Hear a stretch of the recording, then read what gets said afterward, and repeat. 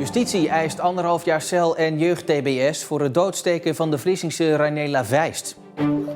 Te laag vonden mensen die demonstreerden buiten de rechtbank. En verder in het nieuws vandaag. Hoogspanningsmasten hadden misschien niet gehoeven. En zeepaardje teruggezet in de Oosterschelde.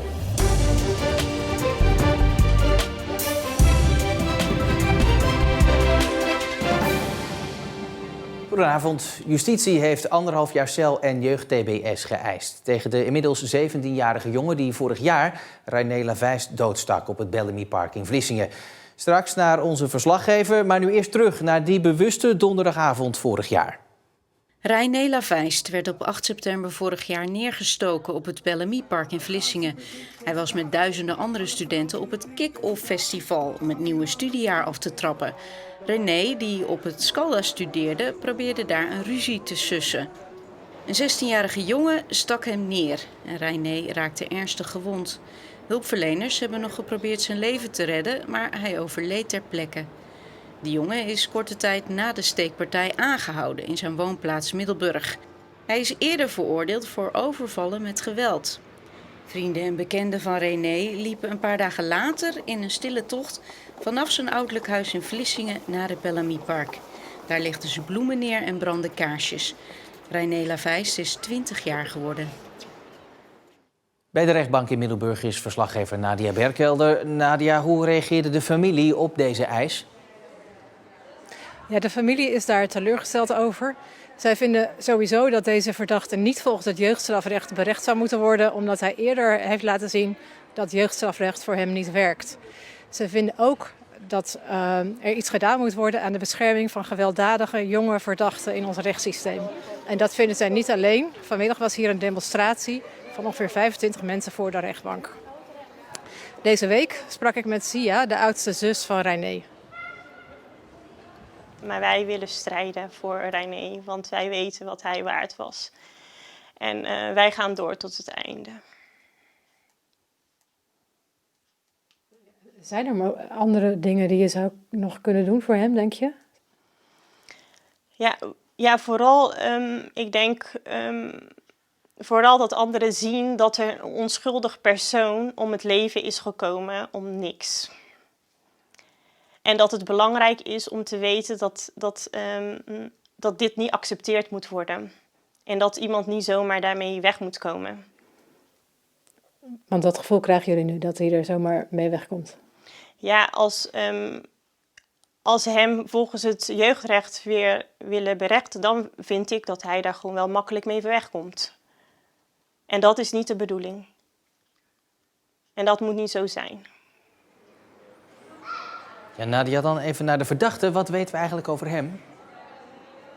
Ja, de verdachte is een jongen van 17 met een gewelddadig verleden. Toen hij 14 was, heeft hij 2 overvallen gepleegd in Middelburg. 1 op een snackbar en 1 op een juwelier. En bij die laatste overval heeft hij ook 2 mensen gestoken. Deskundigen hebben hem tijdens het proces van die feiten onderzocht. En kwamen tot de conclusie dat hij licht verstandelijk beperkt is. En dat zijn geweten niet goed ontwikkeld is. En nu concluderen deskundigen dat hij ook licht ontoerekeningsvatbaar was toen hij René doodstak. En tot slot dan nog even, hoe gaat het nu verder in deze zaak? De uitspraak is normaal gesproken over 2 weken, maar nu op 5 juni. Nadia Berkelder, dankjewel. De Haringvlietbrug is deze zomer een week langer afgesloten. Eerst zou de brug vanwege werkzaamheden 7 weken dicht zijn, maar er komt nu een week bij omdat de brugklep nauwkeurig moet worden afgesteld. De Haringvlietbrug is nu dicht van 7 juni tot en met 4 augustus. Auto's en vrachtauto's die worden omgeleid via de Moerdijkbrug en de Haringvlietdam.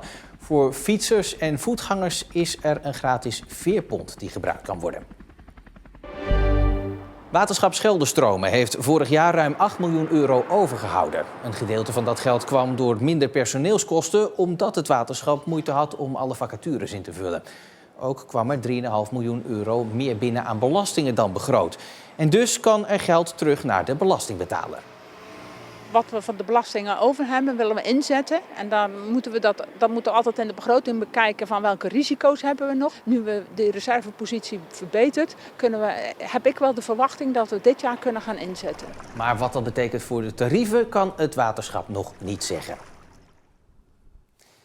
In de zak van Zuid-Beverland zullen ze er nog wel een tijdje van balen. Bij de aanleg van de nieuwe hoogspanningsmasten tussen Borselen en Rilland zijn een nieuw soort buismasten gebruikt. Hartstikke lelijk, vond menigeen, maar het kon niet anders, was de uitleg. De oude waren niet geschikt, maar daar komt de netbeheerder nu van terug. Wie van Rilland naar Goes rijdt, kan ze niet missen. Grote, witte hoogspanningspalen met de naam Windtrack. TenneT heeft ze toentertijd gebruikt omdat ze beter waren dan de oude vakwerkmasten. Maar inmiddels geeft TenneT weer de voorkeur aan die oude masten. Ja, die Windtrack-mast die hebben wij ongeveer 10 jaar geleden ontwikkeld. Die had een aantal voordelen. De magneetveldzone die is smaller bij die Windtrack-masten. Ze zijn onderhoudsvriendelijker. Inmiddels is de techniek zover dat we ook met een nieuw type vakwerkmast die smallere magneetveldzone kunnen behalen. En de vakwerkmasten zijn uiteindelijk wel wat goedkoper. Dus dat is de reden dat wij 2 jaar geleden besloten hebben om in principe standaard weer over te gaan naar vakwerkmasten. Dat wil niet zeggen dat we volledig afscheid nemen van de Windtrack-masten. Het feit dat er bij de rest van de hoogspanningslijn Borselen-Tilburg vanaf Brabant wel met vakwerkmasten wordt gewerkt, roept bij tegenstanders van de Windtrack-masten een rotgevoel op. Dit is ontzettend zuur. Ja, dat is wel extra zuur. Ze zijn ontzierend. Het was een voldongen feit op het moment dat deze geplaatst werden. Ja, we zijn er niet van gecharmeerd. De Windtrack-masten zijn qua maat en schaal niet passend in de zak van Zuid-Beverland. Maar ze hebben ook toen helemaal niet de moeite genomen om al andere voorstellen te doen. Want die vakwerkmasten, je ziet het nu ook, zijn veel minder dominant in het landschap. Dus ik vond het wel heel zuur toen ik dat las. Ja, ik kan me voorstellen dat iemand die deze masten minder fraai vindt, dat hij dat zo ervaart. We proberen dat wel zo zorgvuldig mogelijk natuurlijk altijd aan de voorkant te gaan bepalen. Waar zo'n tracé komt, maar ook hoe we dat zo goed mogelijk kunnen inpassen in een landschap. Ik schaam er misschien wel een beetje voor dat ik toen niet nog kritischer ben geweest. Ik snap dat heel goed. Ik ben nog maar 5 jaar in de politiek. Ik heb er dus niet aan meegewerkt. Maar die schaamte, die deel ik. Er is niet goed doorgekomen bij degenen die dit willen wat de impact is en hoe anders dat beeld zou worden. Maar hoe je het ook wendt of keert, het kon niet anders, zegt TenneT. Destijds was Windtrack echt het uitgangspunt. Die hebben we niet alleen hier gebouwd, ook in de Randstad, ook in het noorden, ook in het oosten van het land. Daarnaast is het zo dat we in deze verbinding, in deze Windtrack-verbinding, 4 circuits elektriciteitscircuits kunnen hangen. Bij vakwerk is dat niet mogelijk. Ja, dat argument is bij ons nooit overgekomen. Er is nooit ter discussie geweest, dus ja, ik vind het geen goed argument. Ik denk dat het gewoon een kwestie was van dat andere oplossingen duurder waren. En dat het toen dan ook bewust niet aan de orde gesteld is. Natuurlijk heeft niet iedereen een hekel aan die grote witte reuzen in ons Zeeuwse landschap. Maar voor wie ze niet kan uitstaan en weet dat TenneT ergens anders alweer vakwerkmasten gebruikt, zal het een bittere pil worden om de komende decennia door de zak van Zuid-Beverland te rijden. Kinderen van verschillende Zeeuwse basisscholen kregen deze week een rondleiding door Capelle. Ze leerden daar over de Franse militairen die hier vochten tijdens de Tweede Wereldoorlog. Ik vind het heel bijzonder dat Capelle de enige officiële begraafplaats heeft van heel Nederland. Ja, ik vond het heel mooi. Vooral de begraafplaats. Veel van de verhalen kenden de leerlingen nog niet. Heel mooi en indrukwekkend hoeveel spullen er allemaal waren. Wat voor spullen heb je allemaal gezien? Ik heb allemaal wapens, granaten, militairen. Ja, het is heel belangrijk dat ze natuurlijk weten dat vrijheid niet vanzelfsprekend is. En dat ze ook de verhalen horen van die mannen die hier begraven liggen. Komende woensdag is op de Franse begraafplaats in Capelle ook de jaarlijkse herdenking. De Oesterdam tussen Tholen en Zuid-Beverland is de komende 2 avonden en nachten afgesloten voor verkeer. Er wordt gewerkt aan de aanleg van een rotonde bij Resort Oesterdam. Die is nodig voor de doorstroming omdat het op de dam steeds drukker wordt. Het verkeer moet tussen 7 uur 's avonds en 6 uur 's ochtends omgeleid worden via de A58, via Bergen op Zoom en Halsteren. En dan, het was een opvallende oproep eind vorig jaar van diergaarde Blijdorp. Zie je op het strand een zeepaardje liggen, breng hem dan naar ons toe. Ook in Zeeland werd aan die oproep gehoor gegeven. Het zeepaardje dat in december aanspoelde bij Vlissingen werd vandaag samen met een soortgenootje weer vrijgelaten.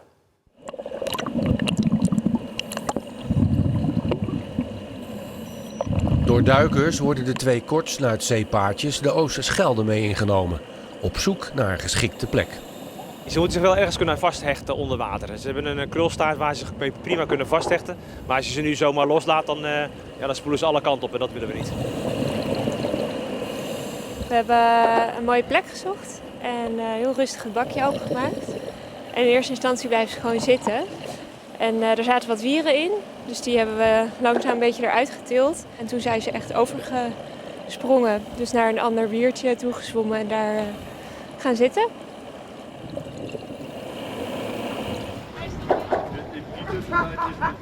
We hebben ze even, ik denk wel ruim een kwartier nog geobserveerd.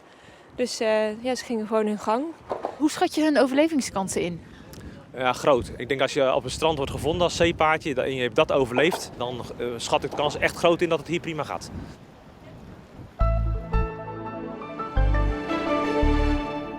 Het was een regenfront dat zorgde voor een natte toestand, vooral in Zeeuws-Vlaanderen en het midden van Zeeland. Met regen en motregen. En door de wind, 10 en 13 graden, was het vooral heel erg koud voor het gevoel, ook vandaag.